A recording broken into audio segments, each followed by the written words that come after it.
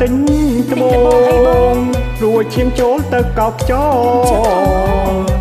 អូនណាយកុំឆ្ងល់តែការរកចោលគ្រុនចាញ់វាឆ្លងរួតតែមិនផឹកទៅជាស្រីវស្រាញ់ព្រឺក្បាលដល់ខ្នងសូមតូនម្ដងផឹកទៀតហើយក្រែងចំងើបៀតបៀនកុំសែព្រមមកកុំសែណាក៏ផឹកដែរប្លឹងអើយលុយគេជុំពាំងបងមិនហ៊ានទីព្រោះខ្លាចគេអៀនខ្លាចគាត់អៀនណាកូនក្មុំគាត់ស្អាតអត់ហ៊ានទីទេអស់ណានបើអូនទិញទៀនបងលាហើយយកត្បូងទៅឡំបៀអ្នកបងបាទយកត្បូងទៅឡំបៀទៅបាឬបងទេបើមិនទៅអូនតាពុកក៏ទៅអូនតាប្រាំងដែរ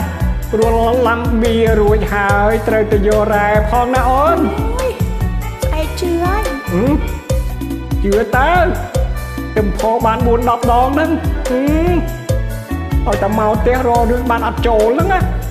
ផឹកទៀតហើយបងឆ្ងាញ់ណាស់ឈឺក្រពាំងឈឺអីក្រពាំងរូបកាន់តែចាំឆ្នាំពេទ្យមានចេះផាត់ទៅស្រួលវឹងអត់ឈប់មានទៅពាក់ណាផាត់គ្រាន់តែផាត់ឃើញនៅតាមបារពីព្រឹកលោកមើលហូតដល់បាហើយស្បត់ថាឈប់មិនឈប់អីមានទាំងស្រីទៅចូលបាយមានណាបងដើរទិញត្បូងរួចឈាមចូលទៅកោបចោលចោលចាប់អូនណាយកុំឆ្ងល់តែការរកចោលគ្រុនចាញ់វាឆ្ល